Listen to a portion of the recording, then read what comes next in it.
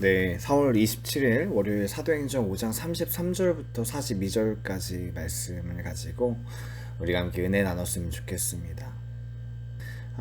여러분들도 그러실지 모르겠지만은 저는 전자기기를 살 때 특별히 이제 노트북이나 컴퓨터 아니면 뭐 스마트폰 같은 걸 사기 전에 사전 조사를 굉장히 열심히 합니다. 자주 사는 건 아니지만은 어떤 마음이 있냐면 가성비가 굉장히 좋은 걸 사고 싶은 욕심이 있습니다. 그러니까 같은 제품이라도 좀 더 싸게 사고 싶고 또 이왕이면은 좋은 스펙을 가지고 있는 어떤 그런 것들을 사고 싶은 욕심이 굉장히 많습니다. 그래서 어떤 제품을 하나 사기 위해서는 그걸 위해서 거의 한 달 가까이를 알아보는 것 같아요. 그러니까 최근에는 제가 컴퓨터를 샀는데 그 당시에는 이제 뭐 하드디스크가 뭐 어떤 게 좋고 그래픽 카드는 뭐 지금 뭐 중국의 어떤 공장이 생겼는데 그것 때문에 뭐 단가가 뭐 더 싸질 거고 막 이런 세세한 정황까지도 진짜 막 관심 깊게 찾아보고 막 압니다. 그거에 대해서 거의 반 전문가 수준이 되는 것 같아요. 자기 전에도 이런 것들을 계속 찾아보는 겁니다. 뭐 중고 매물 같은 것도 알아보고 뭐 어떤 제품이 어떤 식으로 신어줄까가 굉장히 좋다더라. 저희 어떤 관심과 행동이 다 거기에 가 있습니다. 내가 전공을 이걸로 바꿔야 되나라는 생각이 들 정도로 그렇게 빠삭하게 막 알게 돼요. 근데 제가 딱 그 컴퓨터, 그 제품을 구매하면요. 그런 모든 행동이 다 사라집니다. 제가 그 컴퓨터를 사고 난 다음부터는요.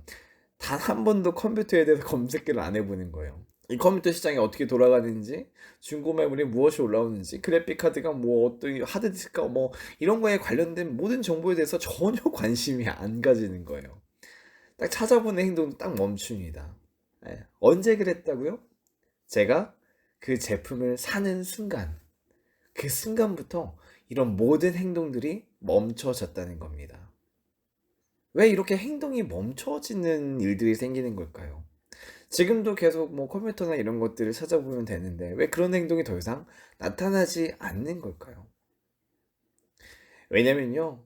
제가 그 목적을 잃었기 때문에 그렇습니다. 제가 그렇게 했던 행동들의 그 목적이 이루어졌기 때문에 저는 그 행동을 멈춘 것입니다.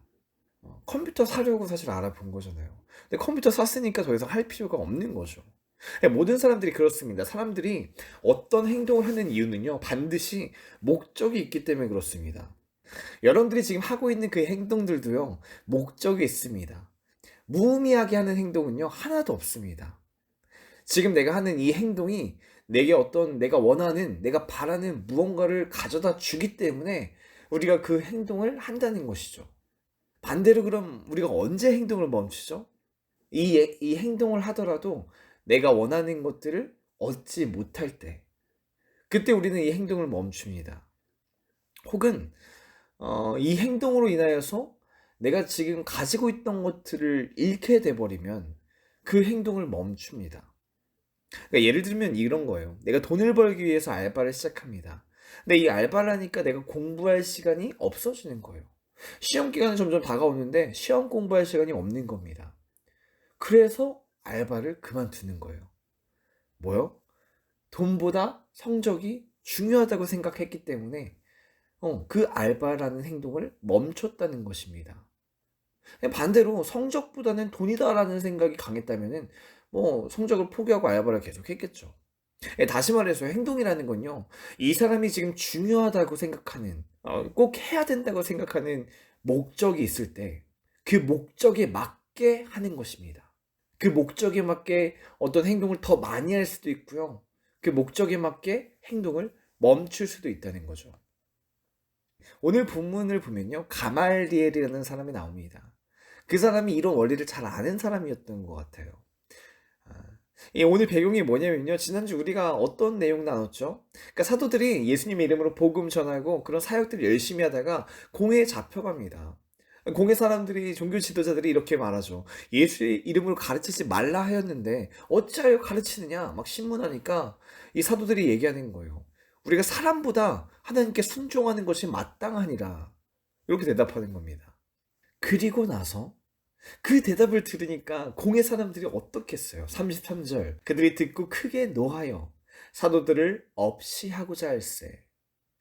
없이 하고자 한다는 본 원어를 찾아보니까 그들을 죽이려 한다는 것입니다. 도저히 안 되겠다. 얘네들 말이 안 통하는 애들이다. 죽여야겠다라고 하는 상태까지 갑니다. 근데 이 상황들을 가말리엘이 잠깐 중재시킵니다. 사도들을 잠깐 밖으로 나가라고 한 다음에 36절 드다에 대해서 얘기합니다. 그 당시에 드다라는 사람이 있었는데 그 사람을 따르던 사람이 400명이나 있었다는 거예요. 그런데 드다가 죽임을 당하니까 사람들이 어떻게 돼요? 흩어져서 없어졌다는 겁니다. 또 37절 보면요, 갈릴리에 유다라는 사람도 있었는데 이 사람도 백성들을 미혹시켜가지고 따르게 했는데 그 사람이 망하니까 그 따르던 모든 사람들이 흩어졌다는 것입니다. 그러면서 38절 39절 이 얘기를 하는 거예요. 38절 이제 내가 너희에게 말하노니 이 사람들을 상관하지 말고 버려두라. 이 사상과 소행이 사람으로부터 났으면 무너질 것이요 만약 하나님께로부터 났으면 너희가 그들을 무너뜨릴 수 없겠고 도리어 하나님을 대적하는 자가 될까 하노라 하니. 아멘. 사람에게 시작된 것은 한계가 있다는 것입니다. 만약 그것이 거짓된 것이고 완전하지 않는 것이면 반드시 무너진다는 거죠. 그리고 그것이 무너질 때 그것들을 따라가는 사람들이 다 흩어졌다는 것입니다. 아까 제가 말했죠. 사람이 행동을 언제 멈춘다고 했죠? 목적을 잃으면 행동이 멈춰집니다. 누군가를 따랐던 그 삶이 더 이상 나에게 어떤 유익이 되지 않는다면요, 그들의 필요가 아니게 되면요, 그 행동을 멈추게 된다는 겁니다. 그 삶을 더 이상 살아가지 않는다는 거예요. 사실 이것이 우리 삶 가운데 계속 나타나고 있거든요. 여러분들이 지금 살아온 행동들 한번 기억해 보세요. 영원한 행동이 하나도 없어요. 우리가 고등학교 때 어떤 입시를 준비하잖아요. 수능을 준비하잖아요. 근데 대학 간 사람들은 이것들을 준비하지 않습니다. 대학교 때 이제 우리가 취업을 준비하잖아요. 근데 취업한 사람들은 또 이 취업 준비를 하지 않습니다. 결혼하지 못한 사람은 결혼을 열심히 준비하지만 결혼 이후에는 그것들을 더 이상 준비하지 않습니다. 계속해서 우리 삶 가운데 필요가 달라지고요, 목적이 달라지니까요, 우리의 행동도 우리의 삶도 계속해서 달라질 수밖에 없다는 것입니다.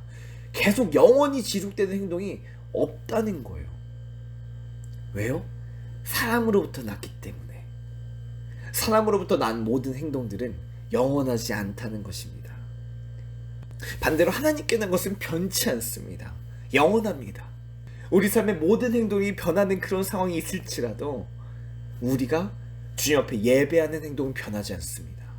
우리가 주님께 기도하는 행동은 변하지 않습니다. 우리가 주님 앞에 그 은혜를 구하는 모든 행동들은 변하지 않습니다. 왜냐면요, 그것이 진짜이기 때문에 그래요.